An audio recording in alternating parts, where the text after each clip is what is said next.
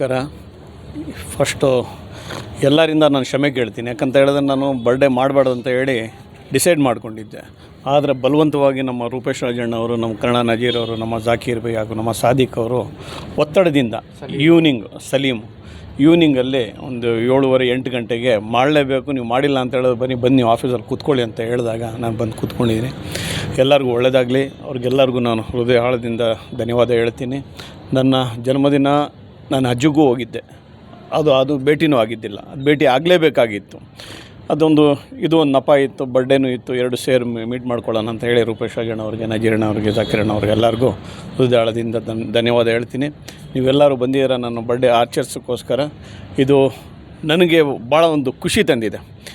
ದೇವರು ನಿಮ್ಮಲ್ಲಿ ಇರೋವಂಥ ವಿಶ್ವಾಸ ನಾನು ಉಳಿಸ್ಕೊಂಡು ಹೋಗ್ತೀನಿ. ಹಾಗೂ ನೀವು ಹಾಗೂ ನೀವು ಕೊಟ್ಟಿರೋವಂಥ ಸ್ಟೇಟ್ಮೆಂಟ್ಗಳು ಕೇಳ್ತಾ ಇದ್ದರೆ ನಾನು ಇನ್ನು ಮುಂಬರೋ ದಿನಗಳಲ್ಲಿ ಇನ್ನೂ ಒಳ್ಳೆಯದಾಗಿ ಕೆಲಸಗಳು ಮಾಡಬೇಕು, ಜನಗಳ ಸೇವೆ ಮಾಡಬೇಕಂತ ಹೇಳಿ ನನಗೊಂದು ದೇವರು ಅವಕಾಶ ಕೊಡಲಿ ಅಂತ ನಾನು ದೇವ್ರ ಹತ್ರ ಕೇಳ್ಕೊತೀನಿ.